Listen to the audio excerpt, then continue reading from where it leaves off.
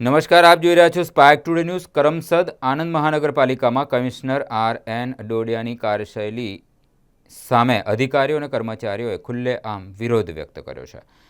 કર્મચારીઓનો આક્ષેપ છે કે કમિશનર દ્વારા રજૂઆત માટે આવેલા અધિકારીઓ અને કર્મચારીઓને કલાકો સુધી ઓફિસ બહાર બેસાડી રાખવામાં આવે છે, મુલાકાત આપવામાં આવતી નથી। આક્ષેપોને લઈને અસંતોષ ચરમસીમાએ પહોંચતા મનપાના અધિકારીઓ અને કર્મચારીઓ બપોરના સમયે જાહેર માર્ગ પર આવી વિરોધ પ્રદર્શન કર્યું હતું। વિરોધ દરમિયાન કમિશનરની મનમાની સામે નારાજગી વ્યક્ત કરવામાં આવી અને વહીવટી કામગીરી અંગે પણ અનેક સવાલો ઉઠાવ્યા।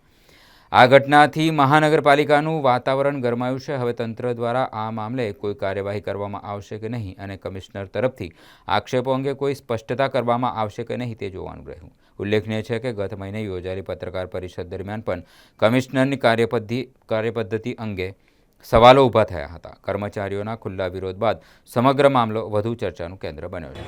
હાલ જ હમણાં મને કર્મચારીઓ દ્વારા આવેદનપત્ર મળ્યું છે। આ અમારા ઘરનો પ્રશ્ન છે। અમે શાંતિથી બેસી અને એને સોર્ટ આઉટ કરીશું।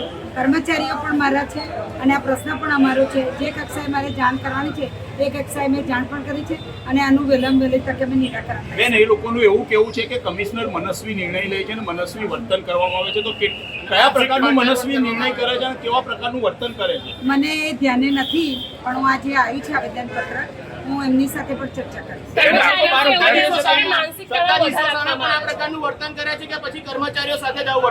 ના, અમારી પાસે એવું કોઈ વર્તનની એવી મને માહિતી પણ નથી આવી અને આને હું ચોક્કસપણે આનું નિરાકરણ લાવવાની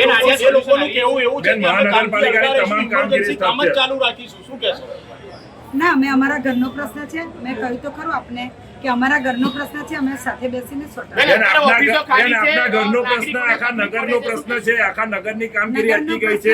આપના ઘરના પ્રશ્નની સાથે નગરની કામગીરી ઠપ થઈ ગઈ છે, શું કહેશો? ઘરનો પ્રશ્ન એટલે અમારું કોર્પોરેશનની અંદર કામગીરી તો કોઈ ઠપ છે નહીં। આપણે પ્રી મોન્સૂનની કામગીરી પણ સરસ રીતે અમારા કર્મચારીઓ દ્વારા અત્યારે બધા જ કર્મચારીઓ અત્યારે ઓફિસ કામગીરી બંધ છે। કમિશનર બાબતે કોઈ રજૂઆત એવું તો કયા પગલા લીધા કે આખી ઓફિસ બહાર જતી રહી? કમિશનર સાહેબ એવા કયા પગલા? હમણાં જ આવેદનપત્ર મળ્યું છે। મેં કહ્યું તો ખરું, આ અમારા ઘરનો પ્રશ્ન છે। બેન, આવી કોઈ અગાઉ રજૂઆત મળી છે? ના, કંઈ પણ રજૂઆત મળી નથી। તમારે કમિશનર સાહેબ સાથે કોઈ વાતચીત થઈ? આ બાબતે મુલાકાત કરવાના છો કમિશનર તમે ક્યારે મુલાકાત કરવાના? અમે કાલે 11 વાગે મુલાકાત કરીશું। ત્યાં સુધી એ લોકો કામ નહીં કરે, શું કરશો?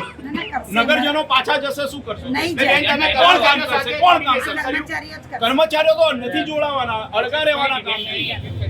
ઇમરજન્સી સેવા સિવાય બધું કામ નથી થવા। અમારી ઇમરજન્સી સેવામાં મારા ભાઈઓ પણ મને કર્મચારીઓ એમ દીવા તળે અંધારું છે, અત્યારે આ લોકોનું નિરાકરણ આવશે કે કેમ આવશે, કેમ નહીં આવે? કેમ